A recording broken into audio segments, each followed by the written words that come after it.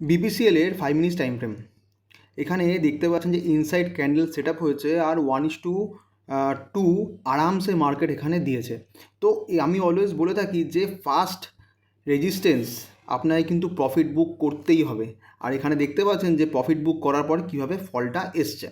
তো আপনাকে প্রফিট বুক এখানে করতেই হবে, দেন রিমেনিং কোয়ান্টিটি আপনাকে এন্ট্রি পয়েন্টে রাখতে হবে। যদি এখান থেকে এসএল হিট করে যায় দেন ওকে, আদারওয়াইজ ছোটো প্রফিটে আপনি বেরিয়ে যাবেন।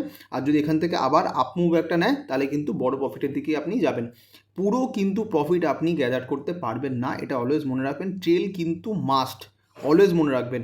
যদি আপনি এখানে ট্রেল না করতেন, যদি এখানে 500 আপনি রিস্ক নিতেন তাহলে কিন্তু এখানে আপনার 1000 রুপিস প্রফিট আসতো। আর যদি যদি ট্রেল না করতেন, আর যদি আপনি এখানে যদি 1000 রুপি রিস্ক নিতেন তাহলে কিন্তু 2000 আপনার এখানে প্রফিট আসতো। এখানে 305.95টা কেন এখানে রেজিস্ট্যান্স হয়েছে, এটা হচ্ছে আগের দিনের ওপেনিং। তো আগের দিনের ওপেনিংয়ে কি হয়, মার্কেট কিন্তু ওখান থেকে রেজিস্ট্যান্স হওয়ার চান্সেস থাকে। আর আগের দিনের লো আর মিডিল হচ্ছে, এখানে দেখতে পাচ্ছেন যে এখানে কনসোলিডেশন রয়েছে।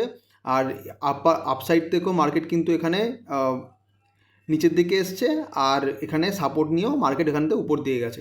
তো এই সব জায়গাগুলো কিন্তু ভাইটাল জায়গা যেখানে সাপোর্ট রেজিস্ট্যান্স ক্রিয়েট হয়। তো এই জিনিসগুলোকে আপনাকে বুঝতে হবে, তাহলেই কিন্তু আপনি আপনার ট্রেডকে এক্সিকিউট করতে পারবেন।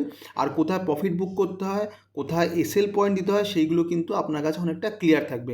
প্রফিট করতে অনেকটা ইজি হবে যখন আপনার এই লাইনগুলো, সাপোর্ট রেজিস্ট্যান্সের লাইনগুলো ড্র করা থাকবে। তো এইগুলোকে বুঝে শিখে আপনি কিন্তু ট্রেড করবেন। যদি এইগুলো শিখতে আরও চান তাহলে অবশ্যই কমেন্টস করুন, তাহলে কিন্তু আমি এখানে সাপোর্ট রেজিস্ট্যান্স কীভাবে ড্র করতে হয় সেটা আপনাদেরকে শেখাবো। তো থ্যাংক ইউ সো মাচ। যদি আপনার এই ভিডিওটা থেকে কিছু হেল্প হয়ে থাকে তাহলে অবশ্যই শেয়ার অ্যান্ড সাবস্ক্রাইব করবেন।